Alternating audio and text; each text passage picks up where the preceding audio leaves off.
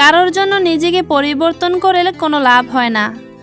পরিবর্তন করতে হলে নিজের জন্য নিজেকে পরিবর্তন করুন, কারণ সে সারা জীবন নাও থাকতে পারে, কিন্তু আপনি আপনার মধ্যে সারা জীবনই থাকবেন। আসসালামু আলাইকুম আমার প্রিয় ভাই বোনেরা, সবাই কেমন আছেন? আশা করি সবাই আল্লাহর রহমতে অনেক ভালো আছেন। আমি জিদনি ইসলাম হাসি বরিশাল থেকে বলছি। প্রতিদিনের মতো আজকেও চলে আসলাম আরেকটি নতুন ভিডিও নিয়ে। আজকের ভিডিওটি থাকবে একদম অন্য ধরনের। আশা করি আজকের ভিডিওটি আপনাদের কাছে ভালো লাগবে। সকাল সকাল দু মা মেয়ে মিলে চলে আসলাম পেঁপে ছেঁড়ার জন্য। এই পেঁপে গাছটা আমার নিজের হাতে লাগানো পেঁপে গাছ। এই প্রথম আমি কোনো পেঁপে গাছ লাগিয়েছি, সেই পেঁপে গাছে পেঁপে হয়েছে। আমি মোট 3টি পেঁপে গাছ লাগিয়েছিলাম, সেখান থেকে এই পেঁপে গাছটা বেঁচে ছিল আর সেই পেঁপে গাছটায় পেঁপে হয়েছে। মাশাআল্লাহ, আমার পেঁপে গাছে অনেক পেঁপে হয়েছিল। সেখান থেকে কিছু পেঁপে রান্না করে খেয়েছি, তার সাথে ভাজি করেও খেয়েছি। অনেক সময় কি হয়, বাসায় কোনো সবজি থাকে না, তাই তাড়াতাড়ি করে পেঁপে গাছ থেকে পেঁপে নিয়ে রান্না করে ফেলি। আর আমার বাসায় তো মুরগির মাংস অথবা গরুর মাংস দিয়ে পেঁপে রান্না করলে সবাই অনেকটাই পছন্দ করে। কয়েকদিন আগে রামিসামনি বলতেছিল, আম্মু আমি পাকা পেঁপে খাবো, তাই আমি নিচে দুটো পেঁপে না রান্না করে পাকানোর জন্য রেখে দিয়েছিলাম।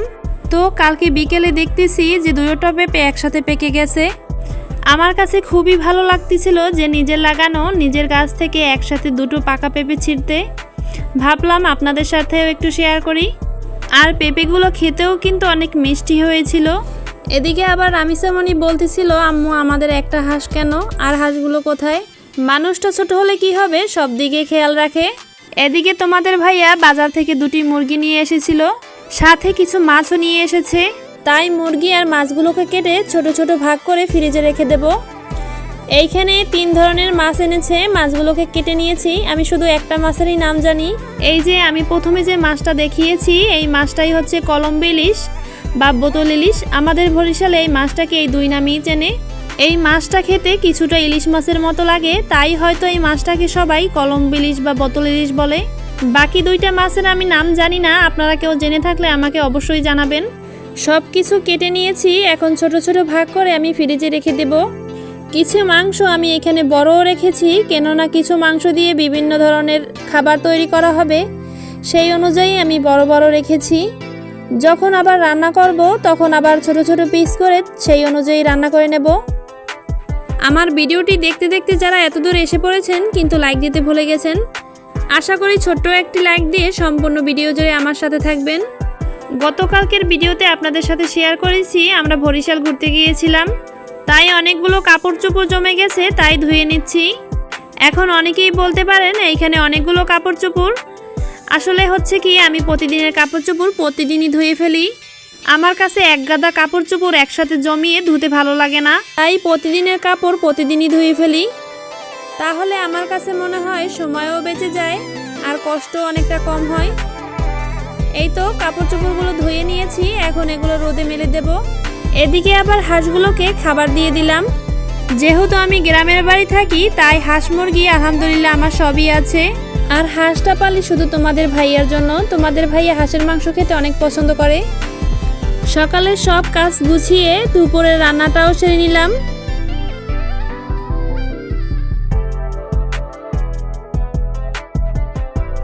আপনাদের সাথে আমার পছন্দের একটা জিনিস শেয়ার করি।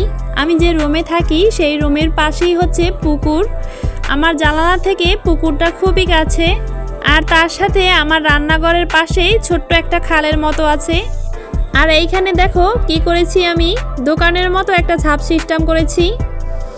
আমি যখন রান্না করি তখন এই ঝাঁপটা আমি খুলে রাখি, আবার যখন রান্না শেষ হয়ে যায় তখন ঝাঁপটা আটকে দেই।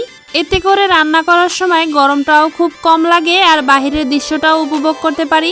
আপনাদের কার কার কাছে এই আইডিয়াটা ভালো লেগেছে অবশ্যই কমেন্টে জানাবেন।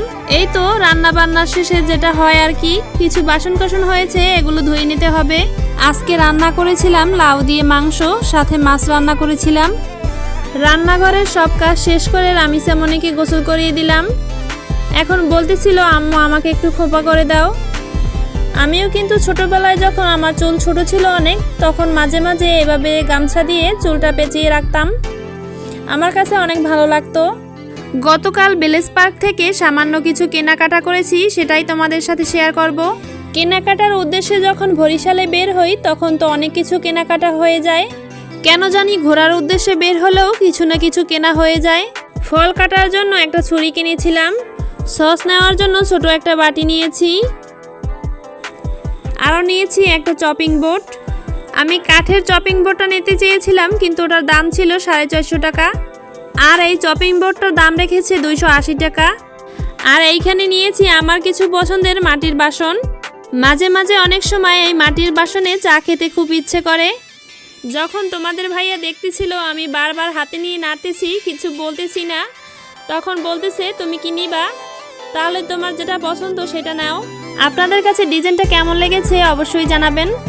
এই মাটির বাসনকোসন আমার কাছে যতটা ভালো লাগে তোমাদের ভাইয়ার কাছে আবার তেমন একটা ভালো লাগে না, তাই আর তাকে সাহস করে বলতে পারিনি যা নিব 6 পিস করে নেব। তাছাড়া আমার শোকেজে একদম জায়গা নাই যে এগুলো কোথায় রাখবো, আর যদি কিছু কিনেও ফেলি সেগুলোকে আমার কোথাও ঠেলে ঠুলে রাখতে হয়, কারণ এগুলো তো যেখানে সেখানে ফেলে রাখা যাবে না, ভেঙে যাওয়ার অনেকটাই ভয় থাকে। ভাত খাওয়ার জন্য সুন্দর একটা প্লেট কিনেছি। মাটির বাসনের অনেক ডিজাইন ছিল কিন্তু তার ভিতরে আমার এই ডিজাইনটাই বেশি ভালো লেগেছে। এইখানে আমি নিয়েছিলাম 1 ডজন চুড়ি। এই চুড়ির ডিজাইনটা আমার কাছে খুবই ভালো লেগেছে, দেখে মনে হচ্ছে একদম স্বর্ণের চুড়ি। আমার কাছে কিন্তু এমন চিকন চিকন চুড়ি ভালো লাগে, মোটা চুড়ি পরতে একদম ভালো লাগে না। ঘর সাজানোর জন্য এখানে আমি একটা ছোট্ট ফুলদানি নিয়েছিলাম। ফুলদানিটা আমার কাছে খুবই ভালো লেগেছে। আর এইখানে সবচেয়ে মূল্যবান একটা জিনিস কিনেছি আমার মেয়ের জন্য। এতদিন তার ভাইয়ের যে ছোটবেলার বইগুলো ছিল সেগুলো নিয়েই খেলা করেছে, সাথে স্কুল থেকে কিছু বইও নিয়ে এসেছিলাম। আসলে ওর কাছে বইয়ের যে বিভিন্ন ধরনের ফুল পাখির ছবি থাকে ওইগুলো দেখতে অনেক ভালো লাগে, তাই অনেক দিন থেকেই ভাবতেছিলাম পশু পাখির যে আলাদা বইগুলো থাকে ওই বইগুলো কিনে দেব। গতকালকে বেলেস পার্কে একটা বৃদ্ধ আঙ্কেলকে দেখছিলাম যে বইগুলো বিক্রি করছে। আমাদের এইখানে তো এক পিস বইয়ের দাম 50 টাকা, আর ওই পার্ক থেকে আমি এই বইটা কিনেছি এক পিস 20 টাকা করে। বইগুলো পেয়ে কিন্তু রামিসামণি অনেকটাই খুশি হয়েছে।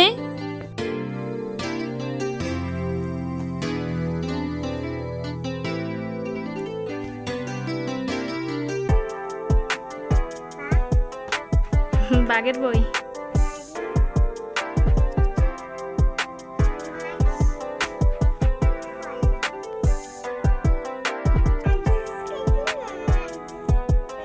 কই দেখি। আমার আজকের ভিডিওর কোনো অংশ যদি আপনাদের কাছে ভালো লেগে থাকে তাহলে অবশ্যই চ্যানেলটাকে সাবস্ক্রাইব করে আমার পাশে থাকবেন, আর সাথে থাকা বেল আইকনটা প্রেস করে দিবেন যাতে পরবর্তী ভিডিও আপলোড করার সাথে সাথেই আপনাদের কাছে নোটিফিকেশন চলে যায়।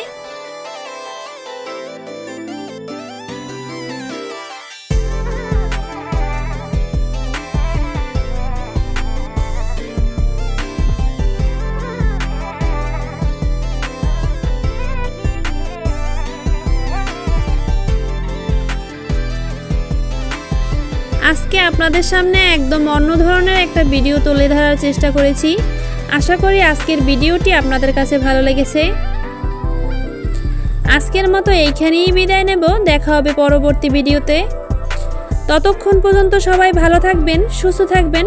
আল্লাহ হাফেজ, আসসালামু আলাইকুম।